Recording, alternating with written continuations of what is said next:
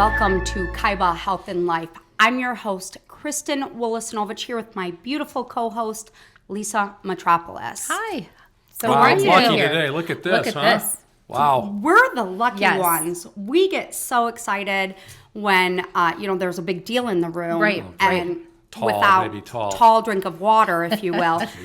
Without further ado, Lisa, it's our honor and privilege to introduce Medical Director of the Emergency Room right here in McLaren, Flint, Dr. Ray Rudoni. Hello, sir. Hello, good afternoon, ladies. Hi, Dr. Lisa, Rudoni. Nice to see you, yeah, Kristen. Thanks for being having me here. We are so excited to have you. You know, you're a friend of the show, and you Love always the show. Bring amazing energy and amazing insight and content Caffeine does to that. us. Is that what it is? Yeah. Well, and I have to say, too, because coming from the emergency room, I love your demeanor. And the reason I say that is people are coming in and they're in crisis. Right. So to have someone such as yourself who comes in, you know, did you have to craft that skill set, Dr. Rudoni, is what I'm asking? No question about it. I think we all do in the ER. I mean, it's nobody expects to be there usually. Most people are scared, frightened out of their norm. Right. Okay. Not seeing their doctor. They don't have other stuff with them most of the time. Right. They're out of their new comfort. faces. Yeah, I think part of the art is getting people to feel comfortable to the best of your ability. Listen to them, and hopefully they'll trust you in a few minutes after you get a chance to meet one another. There's not a lot of time to establish rapport, as they say. You know, sit around and just in chit-chat. You got to get right down to it. You got to assess it quickly. There's a skill set that's involved. You have a couple minutes to make someone feel very comfortable and trusting with their life. Yeah, with you. Absolutely. You've got to be able to listen, and you've got to be able to ask questions at the same time. And, you know, it's an art. It takes time, you know, and some people are better than others, but part of being in ER is trying to learn that skill set, and it takes time. How long have you been with McLaren Flint? So, you're making me feel old now. It'll be 17 years this October. Considering, Lisa, he's only 29. Yes. 28. Child. Wow. Yeah. Well, and I think you're absolutely right. You come in and you've probably spent years, you know, if you've coming in panicky, they're going to feel that vibe. So you come in with a calm demeanor, assess, but you move in a fashion that's rather quickly, absolutely, you know, given what they're going through. That's right. So let's talk about this a little bit too, Lisa. I mean, you have kids, we have kids, probably spent when they were babies, like my first reaction is let's get this child to the ER, a fever, ER. Everything. A cut, ER. And that, I mean, with anything now, as we're aging as well, ER. Tell us, Dr. Rudoni, when shouldn't we head to the ER? And if I had that answer perfectly spelled out, I'd be bottle living in it? Maui. We'd You'd be doing bottle this it? from Maui. We'd be doing this, right. You know? We are in Maui. Yeah, and I think that's a tough one, but I mean, it's a good question. It's a fair question. I think that a lot of times people come to the emergency department because they just don't know. Yeah, that's right. And we see a lot of patients, for example, that show up with chest pain. Everybody thinks they're having a heart attack. That's right. One of the most common reasons people come to the hospital.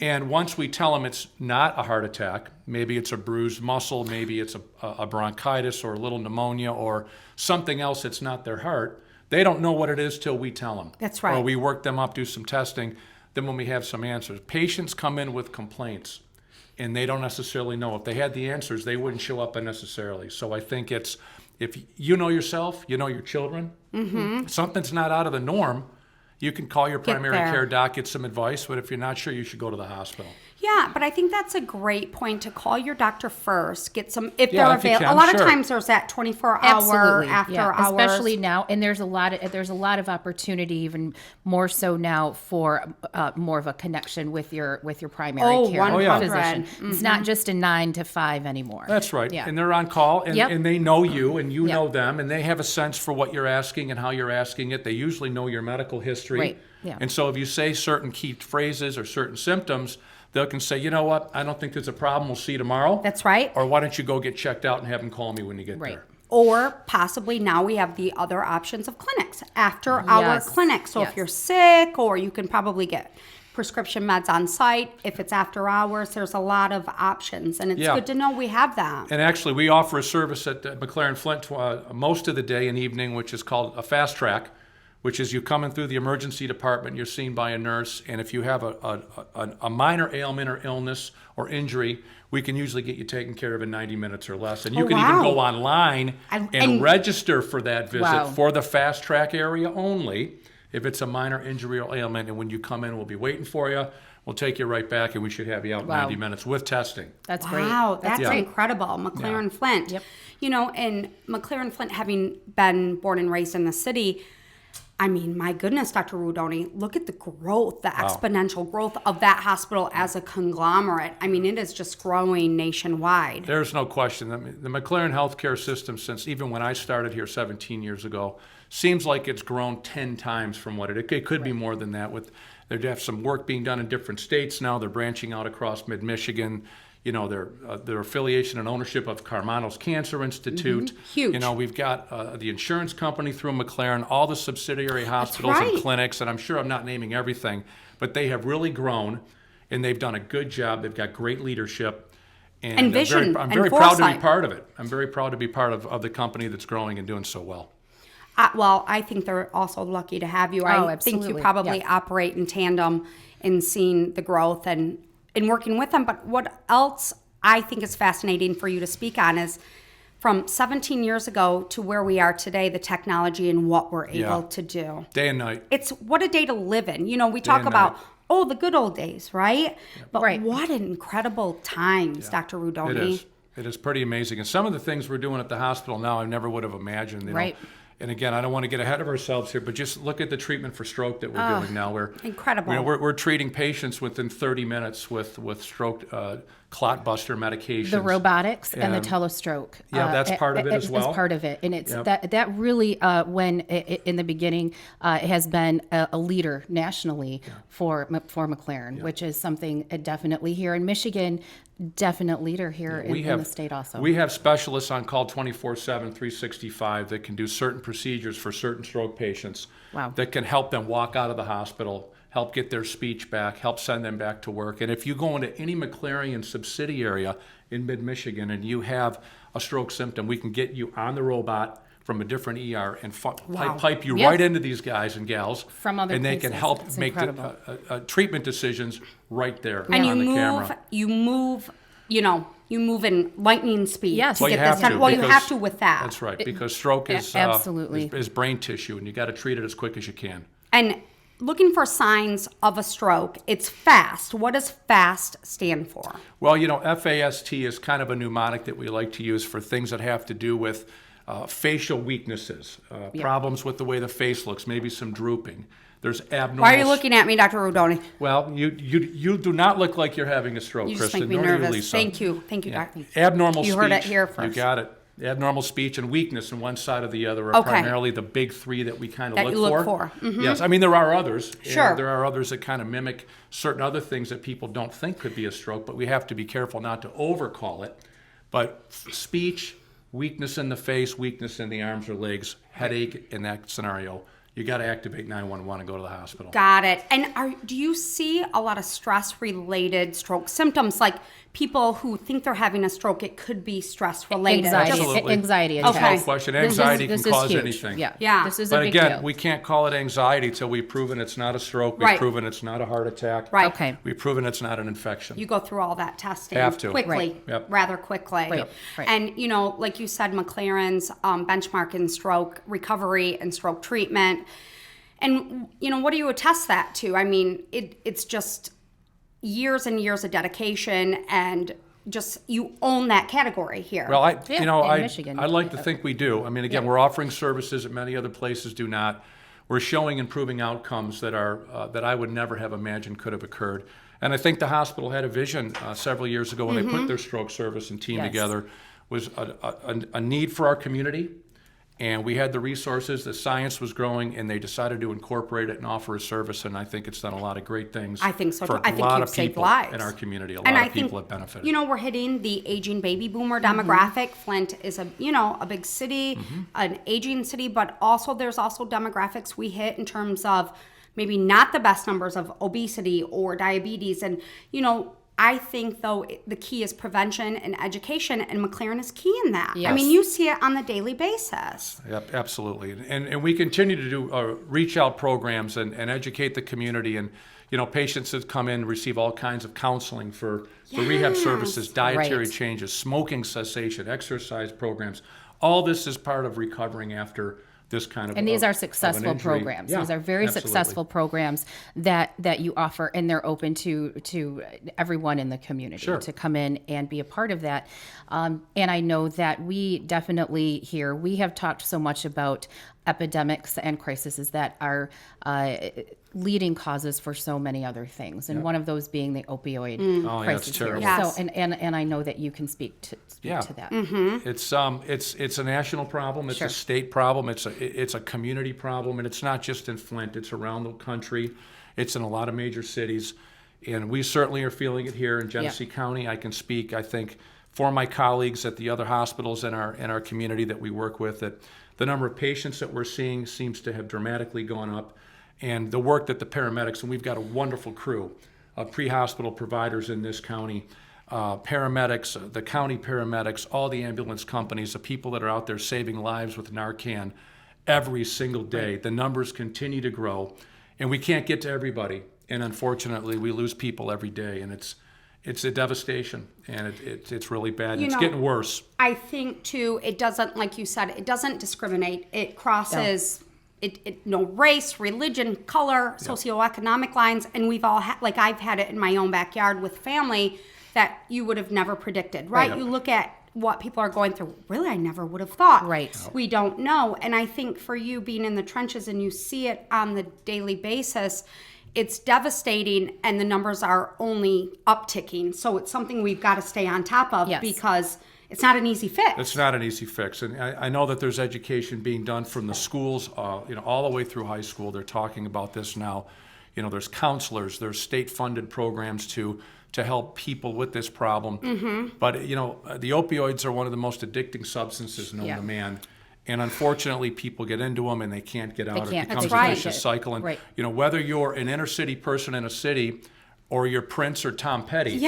Doesn't matter. Who we buried in the last 3 or 4 years. It's terrible. So it does. Your point's well taken. It does not know just one socioeconomic status. It's everywhere. Right. So here in the city of Flint, Kristen and I, we were discussing this. There is a billboard that says everyone should carry Narcan. Yeah. How do you carry that? How does someone like Kristen or I, where if we we're want lay to, people, we're right? lay people, how do we access that to be able to have that? How do we do that? That's a great question, because it's one thing to give a directive, and we see it, we want to be active. We want to be active. We want to serve that call to action in the community if needed. Thank you. If you take lessons from the pre-hospital providers and the medical first responders and people that are carrying this, primarily a spray that they can put up in people's noses. Okay. It's one of those things that doesn't involve having to start an IV or having to get a needle. You look at somebody, you think that's what they got, and you squirt some of this Narcan medicine into their nasal passages, and usually it wakes them up and makes them breathe again. But the problem is there's just not enough of that to go around. Right. And I think the key is, along with education and counseling and trying to get people out of this, is trying to treat the disease as well. But we're treating it now. We need to prevent it. Okay, and it's not easy. It's easier said than done to try to get the drugs out of any community. But cutting off the flow of drugs, I know it sounds easy. It's extremely difficult. Yeah. That you're looking at pain management, and you're looking at people who are severely. I mean, if they correct me if I'm wrong, because I'm not a physician, but you're looking at pain management from a point where they sometimes can be suicidal. It's so difficult. Yep. So you've got to treat the pain, and with that comes a big risk with all of it. And then you see also probably at the root causes, there are mental health issues going on. Sure. So they're taking it, they're self-medicating with it, and they're getting their hands on it. And then you're looking at the medical society, which now is being so regulated with it. So they're not getting it. They're coming in to you. Right. They want to get it. You will check your database and software. and you'll make a determination. And if they're not getting it from you, they're going out on the streets, they're buying it. And if they can't afford it, it's transitioning, as we know, to heroin. That's right. You did a great job summarizing it, in my opinion. Yes. And don't get me wrong, there are clearly people out there who have indications for these medications. There's no question about it. So, the problem is the fine line between giving people the pain medicine that they need and monitoring it and making sure they're using it appropriately versus giving it or dispensing it at times in people that don't need it. Right. And there's nothing, it's one of the challenging things of being in the ER is you want to help everybody. Well, that's what I'm saying. But you have that hypocritic oath and you want to help and serve and you have to assess. And I know you have a big heart. Right. It's a difficult, kudos to you, Dr. Rudoni, because, you have that oath to heal and yet you see what you see. Yeah, and on occasion it becomes it's an argumentative situation with some patients, and I mean some. It doesn't happen all the time, but you can't give everybody everything that they want. That's right. Yeah, that's right. You got to keep people safe. First, do no harm. That's what they say. That's absolutely right. Well, we will table this because there's much more conversation. With you, Dr. Rudoni. So thank you so much. Mm-hmm. So let's shift gears a little bit, and we talked about when to go to the ER, why to go to the ER. How about how you get there? Yeah, well, it's interesting. If you look at our data every day in our department, we see about 40 to 50 ambulance patients who arrive, and we see about 175, on average, patients a day in our ED. So let's say that 1 in 3, 1 in 4 come by ambulance. Those are the people usually that are the sickest or that don't have transportation or that are really ill or somebody else is calling on their behalf. Yeah, on their behalf, yes. And the rest of the people walk in or drive their own cars. Some people bring their bikes, believe it or not. Right. But, a couple of things to think about. If you're going to the emergency department for whatever reason, take a minute and bring a couple things with you. And I know this sounds odd, you're packing to go to the hospital, but bring your identification. Okay. Your driver's license, your insurance cards, and bring a list of your medications. Right. Okay. And bring a name or a phone number of your doctor or doctors that are taking care of you. A lot of people come in, they're scared, they're concerned, I get it. But sometimes they, in the heat of the battle, they leave their medication list at home. Right. They don't remember the name of their doctor. Maybe they just saw him or her for the first time. It's new. Right. And having that kind of information, it's not always at our fingertips in the ER. Which you think it is. Don't you have one database with all of our stuff? But it's not always up to date. Sometimes it's not accurate. Right. Yeah. And some patients, might show up at McLaren for the first time, have never been here before because they've gotten their health care elsewhere. That's right. So if you have a moment, grab a few of those things. And if you're sending a loved one in an ambulance, grab their things of that type and follow them along just so they have a little bit of information. Just a few quick reminders that might save people some time during their evaluation. That's the most important thing. That's the most important reason also is to save that time. Yeah. And then because you may receive a bill, after the fact, and you're like, I have health care, saves you time. Right. So very good. Yeah, okay, a couple more things real quickly. Sure. Let's talk about, the flu. We had a late flu season. And pneumonia. Yeah. There's pneumonia shots heavily being handed out right now. Well, you can always get pneumonia shots. Yeah. There's no question. There's certain people at certain age groups who qualify for the pneumonia shot. I think this year, in my experience, we're seeing flu now. Yep. It's a later flu season. Yeah. Why is that, Dr. Rudoni? The polar vortex, the Arctic air. Yeah. What do you think? It's hard to say. Again, if you look at the flu every year, it comes at different months at different times. I'm not sure why it comes later some years and earlier some years. And I wish we had time to prepare, but we don't. But right now, I think we're kind of tailing off from the peak flu season in our county.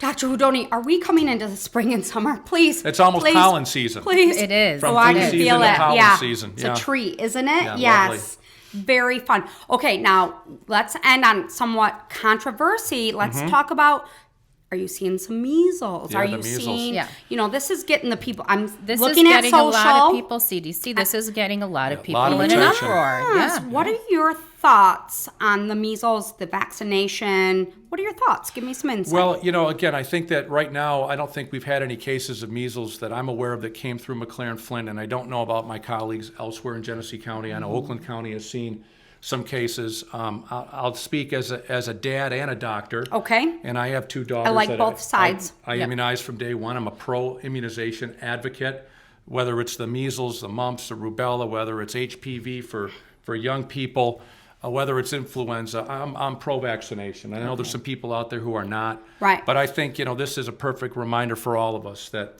speak to your primary care doctor, stay on your immunization schedule, start your children off when their pediatricians suggest it. Okay. And this will minimize your risk of being exposed to one of these devastating diseases that we had thought we had eradicated. But have not. But as you can see, and that's all it takes. And I will, just play the other side on that a little bit, is with the HPV, I have held off for both girls. So have I. So, but not that we won't talk. Correct. Not that I won't do research. Yeah. Which I have and read and will continue to read and learn and grow. And I have a 21-year-old daughter who now takes care of her own medical needs, though she still calls me for the dentist or something, weaning that off. And now it's her choice. But, I'm listening to you and I hear you, and I have a almost 18-year-old. So, you make those personal decisions. That's right. And to know that you're an advocate for them, is Absolutely. It's comforting as well. But there's great resources out there. You shouldn't have to guess. Your primary care physician, family doctor, pediatrician, they have the resources we all need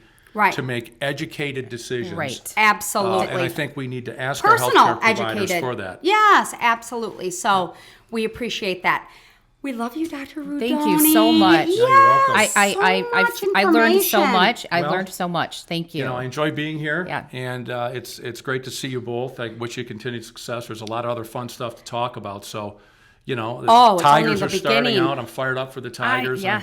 And so that's a good time of year for baseball. What do you think the season's going to look like? Pretty solid, or it's a rebuild? It might be a rebuild, but it's still fun going down to the ballpark and watching Detroit, baseball. Baby. Detroit. Yeah, I love it. And the city of Flint, it's just growing, the economic growth downtown, and there's a movement. And we're going to see the Black Violins on Friday for the second Capitol time. Theater, baby. And Can't wait. You will be coming to Kaiba Health and Life. We'll be talking about innovation, technology, taking care of yourself, you're living your best life, prevention.